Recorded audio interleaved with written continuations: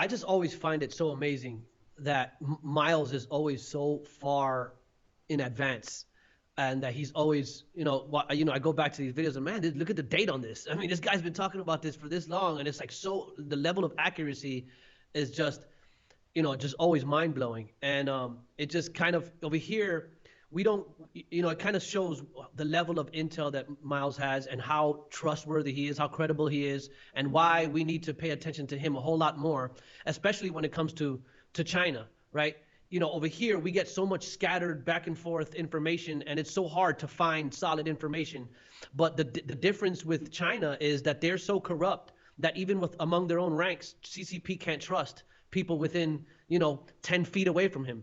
He has no trust within his own ranks, and he doesn't know at the very last moment when he's ready to strike or ready to do something who's going to turn on him.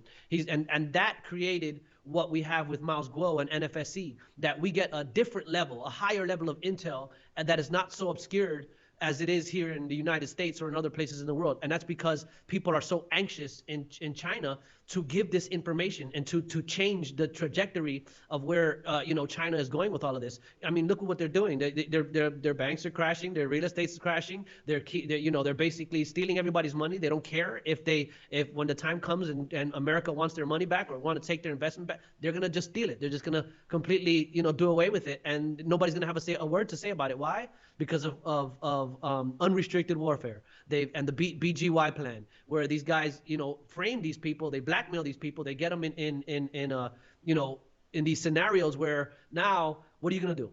What are you gonna do? Say something. I dare you. I'll reveal everything that you've done over here in China and what we brought you here to do and everything that we recorded you doing.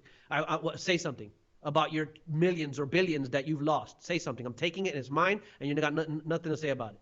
And that's why we need to be aware of all that stuff here in America, and kind of start detaching. It's not going to be an easy detachment, but there really is no other way.